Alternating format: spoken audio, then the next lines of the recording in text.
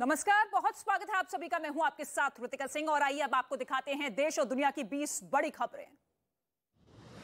नेपाल से अयोध्या पहुंची शालिग्राम शिलाएं राम जन्मभूमि ट्रस्ट को सौंप दी गई है। इससे पहले दोनों शालिग्राम शिलाओं की विधिवत पूजा की गई। पुरोहितों ने वैदिक मंत्रोच्चारण के साथ शालिग्राम शिलाओं की विशेष पूजा की। इस दौरान कार्यक्रम में अयोध्या के साधु संतों के अलावा कुछ खास लोग भी शामिल हुए। नेपाल के पोखरा से आई इन शिलाखंडों को धार्मिक नजरिए से विशेष महत्वपूर्ण माना जाता है। ये शिलाएं 6 करोड़ साल पुरानी हैं। राम की नगरी अयोध्या पहुंचने पर शालिग्राम शिलाओं की भव्य स्वागत किया गया। शिला पर फूल भी बरसाए गए। शिलाओं की पूजा के लिए भक्तों की भीड़ लग गई। देवशिला रथ के चारों ओर राम भक्त जमा हो गए और जय श्री राम के नारों से अयोध्या गूंज उठा। रथ पर खड़े लोग बड़े बड़े पताके लहराते हुए राम नाम का जयकारा लगाने लगे। इस दौरान अयोध्या की सड़कों पर उत्साह और जश्न का माहौल नजर आया। अयोध्या में शालिग्राम शिलाओं से मूर्ति बनाने का विरोध शुरू हो चुका है। तपस्वी छावनी के पीठाधीश्वर जगत गुरु परमहंस आचार्य ने शालिग्राम शिला पर छेनी हथौड़ी चलाए जाने को लेकर विरोध किया है। परमहंस आचार्य ने कहा कि अयोध्या में लाई गई 2 शिलाएं भगवान राम और लक्ष्मण के स्वरूप है और शालिग्राम शिलाओं को प्राण प्रतिष्ठा की जरूरत नहीं होती। अगर भगवान के ऊपर छेनी हथौड़ी चलाई गई तो अनर्थ हो जाएगा। संसद में आज राष्ट्रपति के अभिभाषण के धन्यवाद प्रस्ताव पर चर्चा होनी है, लेकिन इससे पहले संसद के दोनों सदनों में विपक्षी दलों ने जमकर हंगामा किया। लोकसभा और राज्यसभा की कार्यवाही शुरू होते ही सदन में विपक्ष ने हंगामा शुरू कर दिया, जिसके बाद दोनों सदनों की कार्यवाही 2 बजे तक के लिए स्थगित कर दी गई। जम्मू कश्मीर के अनंतनाग में हुर्रियत नेता काजी यासिर के खिलाफ बड़ी कार्रवाई की गई है। काजी यासिर की कॉमर्शियल संपत्ति को बुलडोजर चलाकर ध्वस्त कर दिया गया है। इस दौरान प्रशासनिक अधिकारी भी मौजूद थे। बताया ये जा रहा है कि सरकारी जमीन पर काजी यासिर ने कब्जा कर अवैध निर्माण कराया था। आपको बता दें कि काजी यासिर पिछले 3 साल से जेल में बंद है। इससे पहले एनआईए ने श्रीनगर में हुर्रियत के दफ्तर को अटैच कर लिया था।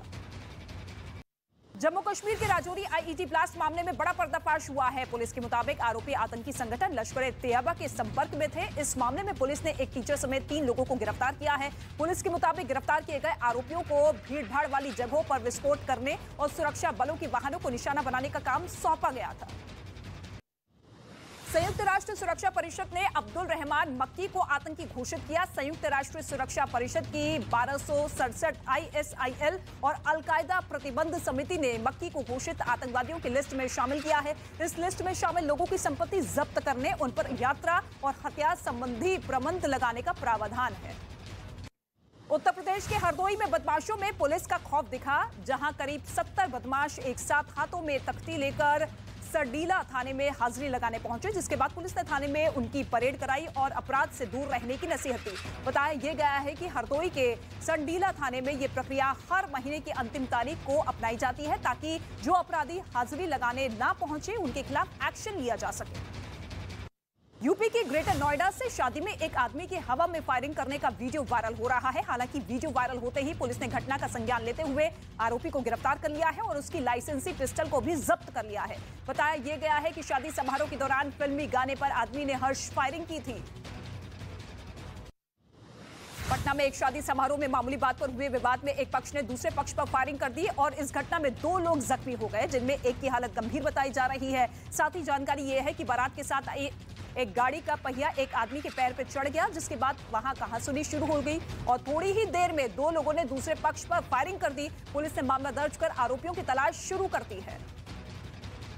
दिल्ली के हर्ष विहार इलाके में छत तोड़कर मिठाई की दुकान में चोरी करने के इरादे से घुसे चोर। ये पूरा मामला दुकान में लगी सीसीटीवी कैमरे में रिकॉर्ड हुआ।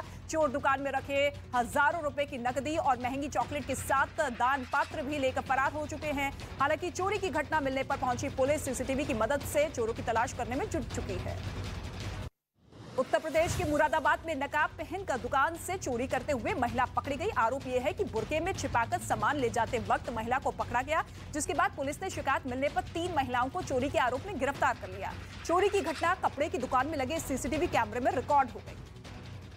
दिल्ली के नेताजी सुभाष प्लेस इलाके में एक बेटे पर अपने पिता की हत्या करने का आरोप लगाया है। आरोप यह है कि 65 साल के सुभाष का किसी बात पर अपने ही बेटे से विवाद हो गया। इसके बाद आरोपी ने अपने पिता की जमकर पिटाई की, जिससे वो बुरी तरीके से जख्मी हो गया और अस्पताल में दम तोड़ दिया। जानकारी मिलते ही पुलिस ने छानबीन कर आरोपी बेटे को गिरफ्तार कर लिया है और पूछताछ कर रही है।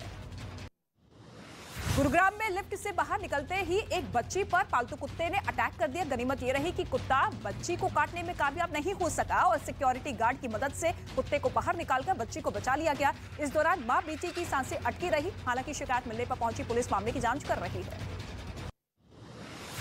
यूपी के इटावा में पुलिस ने वाहन चोरी करने वाली गिरोह का पर्दाफाश किया है। पुलिस ने गिरोह के 11 अपराधियों को गिरफ्तार कर आगे की कार्रवाई तेज कर दी है। यह कार्रवाई इटावा पुलिस और क्राइम ब्रांच की संयुक्त टीम ने की है। गिरफ्त में आए लुटेरों से पुलिस ने 30 लाख तक की कीमत की कार और मोटरसाइकिल बरामद की है। इजराइल ने गाजा पट्टी के पास जबरदस्त एयर स्ट्राइक कर विरोधियों में दहशत मचा दी है। दावा यह है कि रात के वक्त दूर तक धमाकों की आवाज सुनाई दी। असल में फिलिस्तीन की महिला कैदियों की तस्वीर आने पर हमास ने रॉकेट दागे थे, जिसके बाद जवाबी कार्रवाई में इजराइल ने हमास को बेस कैंप तबाह कर दिया। महंगाई और कंगाली से जूझ रहे पाकिस्तान में हालात बिगड़ते ही जा रही है। पेट्रोल और बिजली के बाद रोजमर्रा के सामानों की कीमत भी आसमान छू रही है। ओपन मार्केट के बाद स्टोर पर भी रोजमर्रा की चीजें, दूध, दाल, मसाले, साबुन, हर चीज महंगी हो चुकी है। आलम यह है कि दूध भी 226 रुपए लीटर बिक रहा है। वहीं देसी घी की बात की जाए तो 1450 रुपए प्रति लीटर हो चुका है। पाकिस्तान के हालात बिगड़ते जा रहे हैं। एक के बाद एक बगावत की खबर सामने आ रही है। पेशावर में हुए हमले का विरोध अब पुलिस वालों ने भी शुरू कर दिया है। इस मामले को लेकर पुलिस सड़कों पर उतर आई है। प्रदर्शन कर रहे पुलिसकर्मियों का यह कहना है कि अगर हमले की सही तरीके से जांच नहीं हुई तो पेशावर के सभी पुलिसकर्मी सामूहिक इस्तीफा दे देंगे। पाकिस्तान के पूर्व मंत्री शेख रशीद को देर रात गिरफ्तार कर लिया गया है। बताया यह गया है कि करीब 400 पुलिस वाले शेख रशीद के घर पहुंचे और सोते समय उन्हें गिरफ्तार कर लिया गया। आरोप यह है कि बिना वारंट पुलिस ने उन्हें गिरफ्तार किया। इस दौरान पुलिस वालों ने उनके घर में तोड़फोड़ की और नौकरों के साथ मारपीट भी की। मिस्री राजधानी काहिरा के एक अस्पताल में अचानक आग लगने से हड़कंप मच गया। देखते ही देखते आग ने विकराल रूप धारण कर लिया और अस्पताल की बिल्डिंग से ऊंची ऊंची लपटें उठने लगी। साथ ही जानकारी ये है कि आग लगने के बाद मची अफरा तफरी के बीच 4 लोगों की आग में झुलसकर मौत हो चुकी है। 32 लोगों के घायल होने की खबर सामने आ रही है।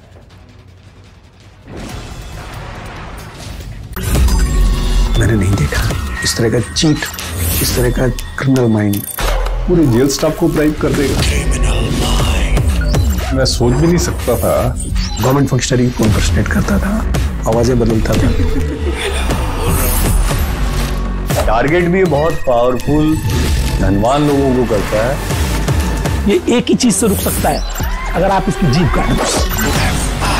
न्यूज चैनलों के इतिहास में पहली बार न्यूज 18 इंडिया की web series FIR number 208 streaming 3rd February 9 PM